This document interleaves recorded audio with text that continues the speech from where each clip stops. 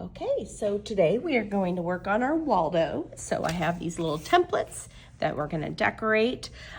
You can color it just kind of like the Waldo is here. You can kind of change and add some different clothing. If you don't want pants, you can add a skirt. I'll show you how to do that. But we're going to generally try to make it look kind of like you look. But this is what Waldo typically looks like. So he has a hat on. I didn't start with a hat, but that's your choice. Also, you typically see this red and white stripe, and that is your choice. If a lot of people use the red and white stripe, it's going to be a little harder to find, which I love. That's the whole point of Waldo.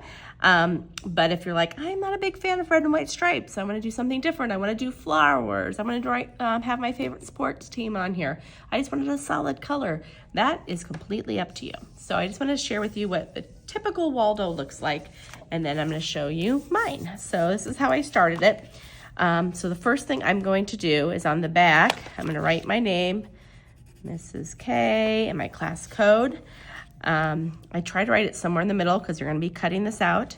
Then with mine, I started with the eyes. So the eyes are kind of be right around the ears. So it's really small. So I'm just doing a circle with like a curve on top. Then I have a little nose. I'm just going to do like a U shape. Mouth, another U, but bigger. You can have little lines there. I wear glasses, so I'm going to add glasses to mine. Waldo wears glasses, so he has them, but you don't have to.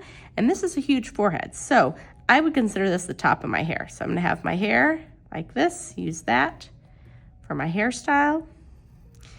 If your hair is longer, you just go longer with the hair. If it's straighter or curly, whatever you want to do, okay? And then I could leave it just like that. I made mine look like there's a little smock on her. So I have a little line up there. And I have the smock that goes over my head. And then right here at the waist, I'm going to go down and over and then back up. And that could be eventually a skirt. That's my smock. And if I want to have mine holding a paint palette, I can. If I don't have enough room, I could draw a little paint palette. Oh, there we go. And then I could cut and glue that on later on, whatever you want. And then when you color, I like to use black because it already has a black outline, but if you use the black to draw some lines and textures, then it's gonna kind of hide that unwanted line that I drew for you, okay? So you can kind of trace it with that. One thing I would suggest, when you find your skin tone, I've got a bunch of skin tone colors, I would, before you do any coloring of the face, I generally will give it a color first. I can take another one, do rosy cheeks. Then I'll go in and add my black or brown or whatever colors you'd want to use on yours. If you do the black first, you might get some smudging, which isn't the end of the world, but that may happen. And then I'm going to have my brown hair here. If it's a lighter brown, I just am not going to press as hard. Mine's pretty dark brown, so I'm going to press in a few of these areas so they really look darker like my hair. Maybe I'll even use a little more black to it to maybe even darken it even more so. If this forehead, this top of the head is way too big for you, when you trim it, you just cut that off and that's no big deal. Then I can do the stripes on the shirt like Waldo. Okay, if you go a little bit outside your lines like that, that's okay. Remember, we're going to be cutting these, so it doesn't have to be perfect. So I've got lots of colors for you to choose from.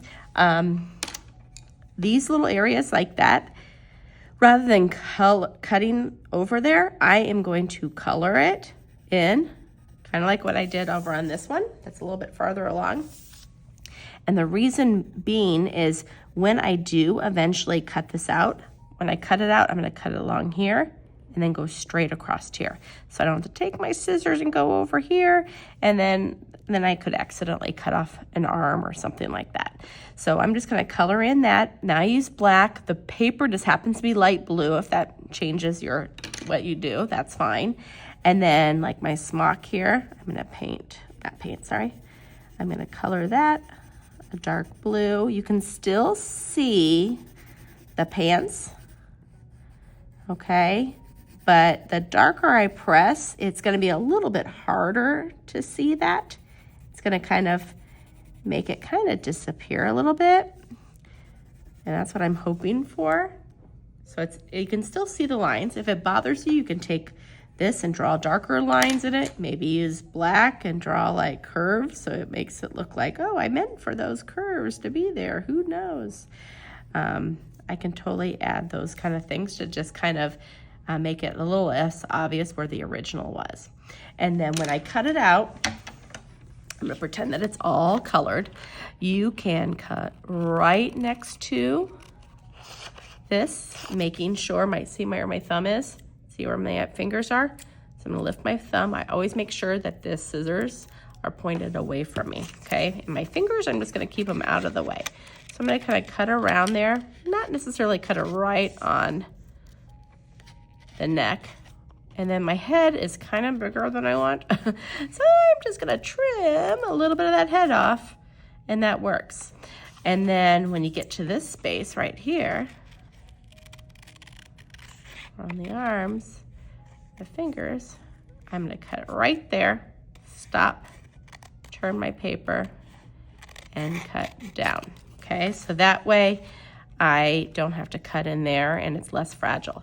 And then right here in the hair, I could leave it like that, color it light blue, or do the black right there if I wanted to.